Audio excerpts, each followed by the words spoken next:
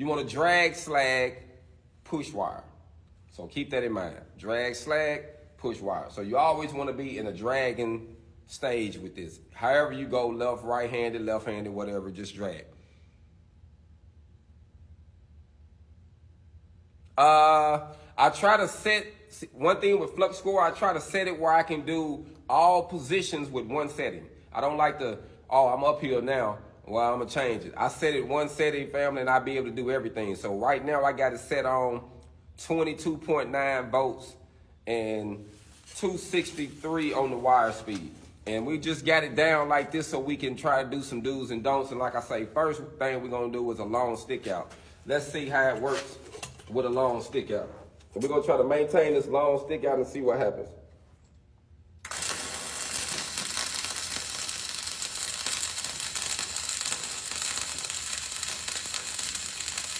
See, it kind of splutters a little bit. Kind of splutters a little bit, popping.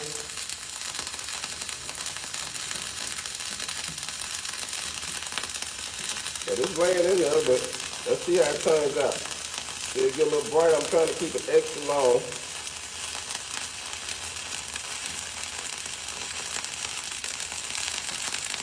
All right. So with that one, family, I ran a long. Yes, I need to invest in me one. Hey, somebody asked me, man, you need to get you a good lens to put on it. Fam, if you send me one, I swear I use it. But I need to get one for real, though. I need to get me one. I need to invest. So, and look, and I thought it was going to happen. So I'm going to show you where I'm actually pick this up. And this is not too, it's not too, we're going to leave. We're going to leave on there for now so I can be able to grab it because it's going to start getting hot, fam. All right, so this is what happened from the long arc. Now, as you see, I got some pinholes in there, but if you really look at it, the bead actually wasn't bad. It wasn't bad at all. Really wasn't bad. So it's based on the person, but I had about 1.5 inches. So as you see close to the end, it started telling on me. I got a lot of holes in it.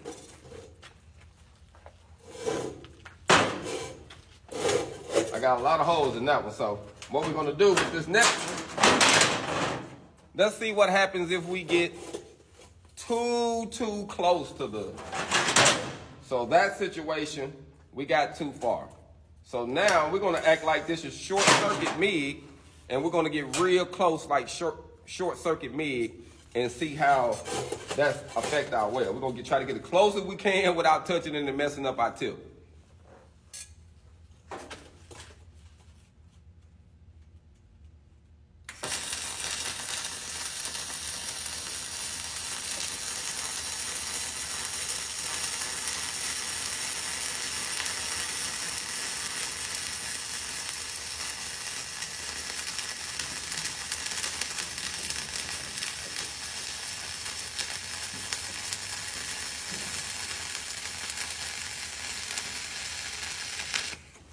All right, with that one, I kept it real tight. Let's see if it messed up any.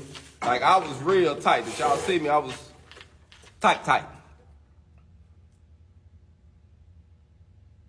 No, I'm actually doing some things to show you what'll happen if you do it wrong. I got the holes in that one because I was having a real long arc and it was allowing air to come in. It was way too much. My gas actually wasn't covering it because I had too long of a stick out.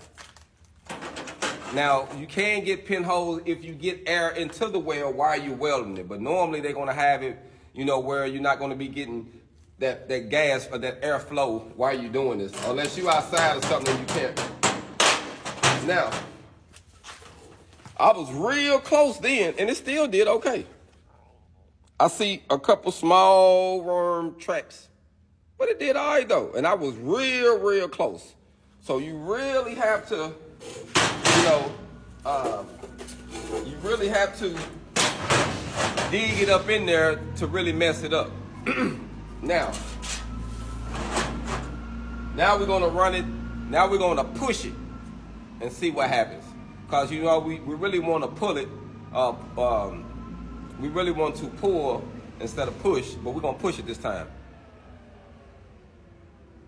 Just slow down. If you go too fast, you can get undercut. Normally, if you get the proper travel speed, it allows the weld to fill up as you go, so it'll fill in. But if you're going too fast, you're kind of like cutting the metal and not allowing the weld to fill into it. So if you slow down and get that proper speed, I think that'll eliminate that undercut for you.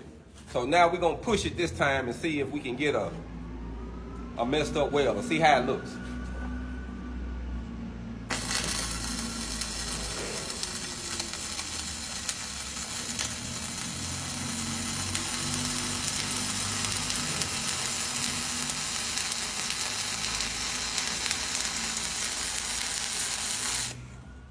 All right, family, I pushed it.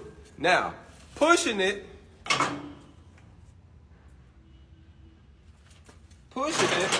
I got more BBs for sure.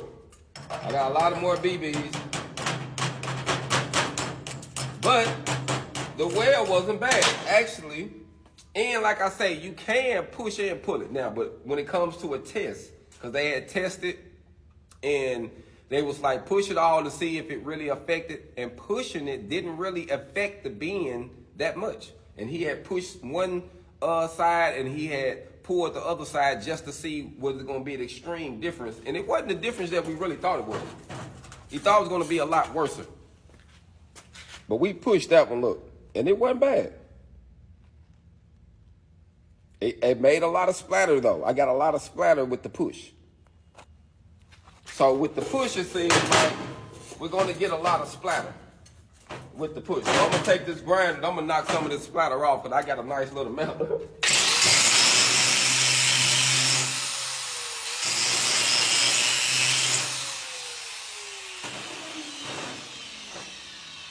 Knock some of that splatter off. So this time, fam,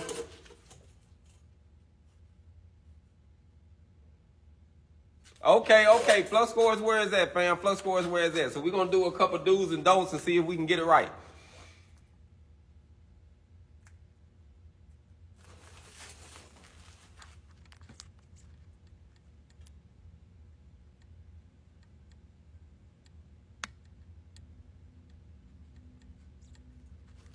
You know what? I actually got some MIG welding videos that can help you, but you really need more of a fabrication, because when you're making something, when you're welding it, you got to think outside the box. It just ain't like running regular beads. When you're fabricating, you literally have to think outside of the box, and you got a little bit more leeway on what you're doing if you're fabricating. So keep that in mind. But I will work on something for you. Keep me in the loop and stay in the loop with me. Inbox me so we can come up with an idea, kind of tell me more about what you're building, and see if I can give you some input on it.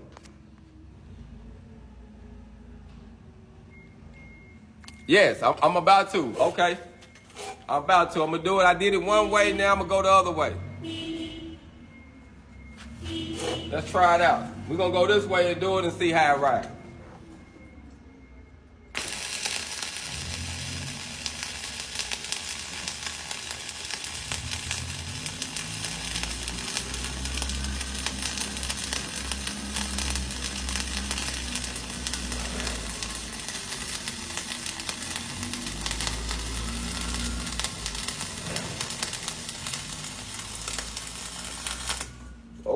Okay, that wasn't bad.